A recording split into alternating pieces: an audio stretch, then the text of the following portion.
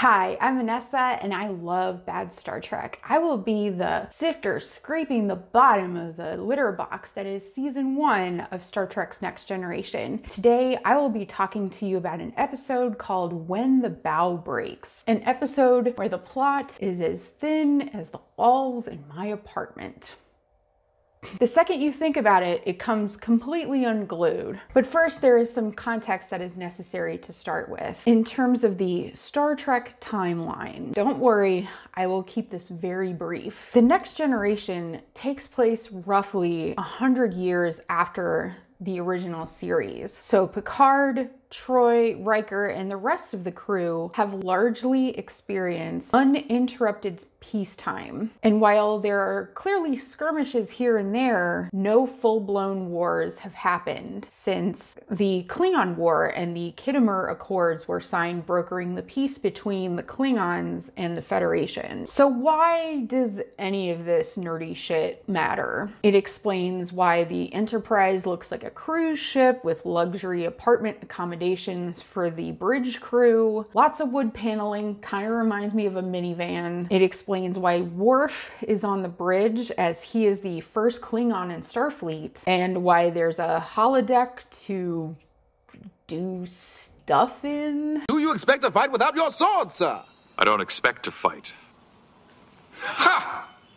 Do I detect a streak of yellow along the good fellow's back? But most importantly, in this episode, it gives background as to why people felt safe enough to do something like bring children on this 5-year mission and raise them on the Enterprise. The Enterprise provides kids with school, daycare, health care, and other resources for the crew with kids. So I actually appreciate this episode for adding that detail to give a fuller picture of what a century of peacetime in the Federation looks like, and also modeling what an ideal work situation would be, sort of. I do wonder if the kids are just used to the occasional laser fire on the shields that rock the ship, sort of like how Californians are completely unfazed when a mild earthquake happens. Or do they just pump the kids with misinformation and say there's just silly space monkeys on the saucer section doing a dance? The cold open to this episode is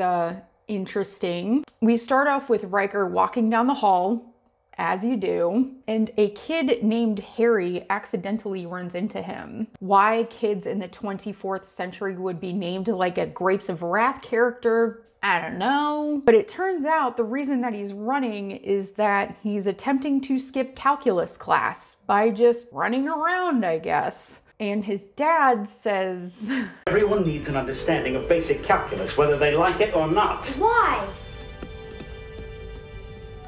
I love how the dad doesn't even answer him. He must be thinking, I don't even know why I'm making you do this. The only thing that comes to mind when I think of calculus is that MTV mockumentary about a fake boy band called Together, and they had a song about it. I know my calculus. It says you plus me equals us. So Riker goes to the bridge and Picard's like, hey, we followed some energy trail to somewhere called the Epsilon Mino system, which sets off Riker into a real tizzy, and he becomes this bad role-playing tour guide at like the Ren Fair or Williamsburg, where he talks about the mythical land of Aldea. What's so interesting about this system? Aldea. Tasha, I'm surprised you haven't heard the stories of Aldea, the wondrous, mythical world. Where, much like Atlantis, it's self-sustaining and technologically advanced, so they may turn themselves over to a life devoted to art and culture. What I find odd about this description of Aldea is that it's sort of what the Federation already has, because the Federation already provides for all basic needs as a given. So pursuing art for art's sake is a realistic goal for anyone wanting that life. So I don't see what the big deal is. It turns out that the big deal is that it's a planet cloaked in darkness, invisible to the naked eye. It looks like they narrowed it down pretty significantly due to this trail. How they jumped from energy reading to "we found a hidden treasure" isn't fully explained. So this is the start of many things in this plot not standing up to any scrutiny, honestly, because the planet just appears and they immediately conclude that it's Aldea. Based on what? I don't know. They didn't even scan the planet. Riker's like, It's Aldea, Captain. It has to be. it could be a planet made of Fruit Loops with an atmosphere like a Swiffer wet jet. It's like they switched out Star Trek for something out of the last scene of the Goonies. And Riker finally met his one-eyed Willie, like many, many others in the Alpha Quadrant. Anyway, the Aldeans greet them on the view screen and mention that they have things to discuss. We are eager to meet in person to discuss that and other subjects of mutual interest. So right off the bat, we get this hint that the Enterprise was expected, and the breadcrumbs were deliberate clues why they didn't just communicate via the view screen instead of playing intergalactic Marco Polo. I don't know. Not even 9 minutes in. And this plot has more holes than a golf course. Things take a sinister turn when a beam from the planet starts scanning the Enterprise, and it weirdly focuses on the kids. Back on the planet, Riker meets with the Aldean leader, and they're like, we need a future generation because we're sterile and we don't know why, so can we have some of your kids? We need some of your children. In payment, we will give you information that would take you centuries to acquire. We can tell you stuff that you don't know if you can just give us some of your kids. That seemed like a fair trade, right? It's sort of like that restaurant scene in Blues Brothers.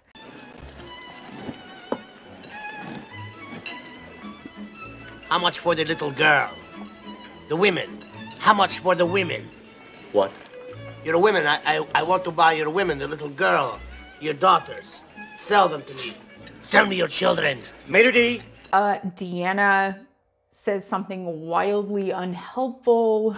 That might be acceptable to some other races, but humans are unusually attached to their offspring. So why doesn't she offer some Betazoid children? Or ask those fish-faced people if they can spare a minnow or two? They brush off Beverly's offer for help, which I think if they listened to this simple suggestion instead of ignoring it, it would have made this episode mercifully much, much shorter.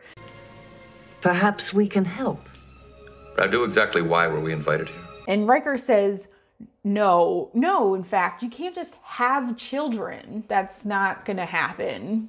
And as soon as the refusal is given, the Aldeans beam out the select children from the Enterprise and beam out Riker and Beverly back onto the Enterprise.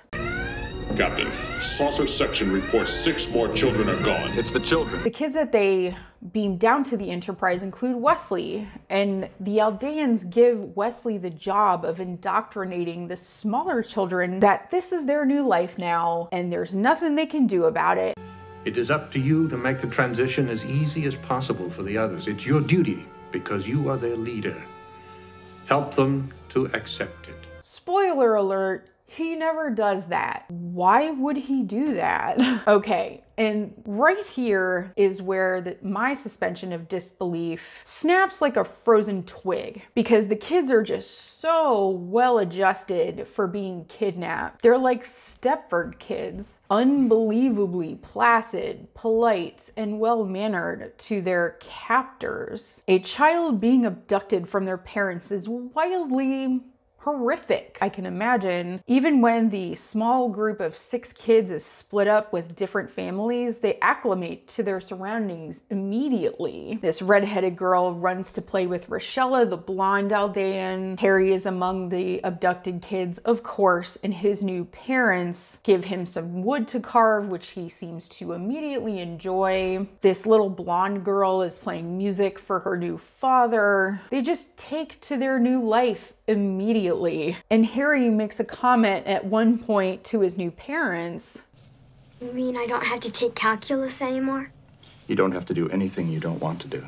Is that great parenting? No boundaries, rules, or structure? Ah, the dream. Staying up all night with gum in your hair, watching rated R movies. Not my childhood. I don't know what you're Wesley assures the Aldeans that none of the kids want to be on Aldea, but there's no evidence of that at all. There's a couple of scenes where 2 of the kids are like momentarily sullen. Harry carves a dolphin because his dad's a marine biologist, and even he corrects himself mid-sentence when he realizes who he's referring to as his father. My dad's an oceanographer.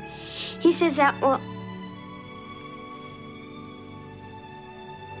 Never mind. It begs the question, have the writers met a kid before or babysat? I'm not going to criticize a child actor, but they were directed to be scarily complacent and obedient. Stranger danger, you know?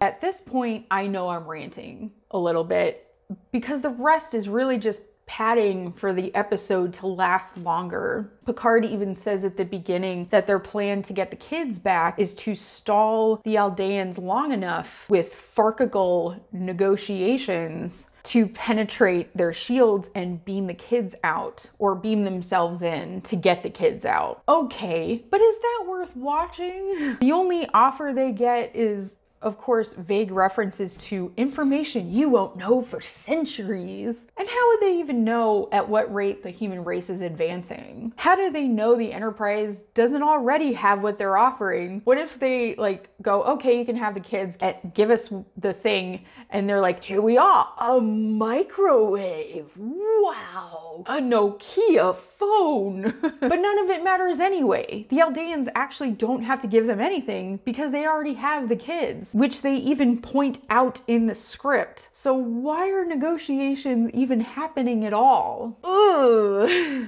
Also, the Aldeans mention creating a legacy to repopulate their race and, of course, the planet, which they plan to do with 6 kids. How's that gonna work? The Aldeans show a bit of an ignorant side because all of their needs and wants are provided by a machine called the Custodian. But this plan itself clearly wasn't thought through at all. My personal favorite part, because it's so weird, is when Wesley stages a strike. Kids forming a kid union. Natch. What are they ceasing to do exactly? Being children?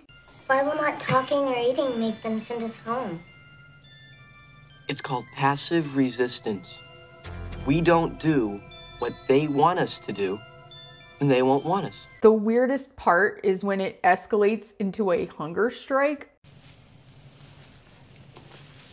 No, Alexandra. Why? We can't eat. I know you're hungry. We all are. But it's our way of telling them that we want to go home. Yes, a child absolutely understands that no apple equals I see mommy in 5 minutes. Is this the kind of calculus they teach? That makes no sense just on its own. When Beverly beams down with Picard to negotiate, she brings a medical tricorder, and Wesley does this extremely obvious handoff. Any bonehead would have seen that. She finds out that the people on the planet are dying of radiation poisoning, which explains the sterility, the pale skin, sensitivity to light, and lack of appetite. And wouldn't you know it, the invisibility cloak plus a lack of atmosphere caused it. So their reliance on an all-knowing computer made them ignorant of their plight. Why the computer couldn't figure out what was causing the sickness if it was so advanced doesn't make a ton of sense either. The Aldean leader didn't want to hear it. Please listen. You are all suffering from radiation poisoning. Sterility is only the latest symptom. If the children remain, they will be affected as well. That's impossible. Our scientists would have known. How could they? Your scientists have forgotten how everything works. No. But by the time he tried to beam out Picard and Beverly, Wesley, being a genius, figures out how to shut off the computer, and it's over. They can't cloak again, but the Enterprise gave them an atmosphere somehow. But they're no longer self-sufficient since the computer did all the thinking for them. So they're just abandoning these people who have never had to think for themselves with whatever problems come along, even if Federation citizens almost entirely rely on technology for their well-being. Give them a replicator, you know? Why not? The only morsel of enjoyment comes out of the detail that Picard is extremely awkward around children.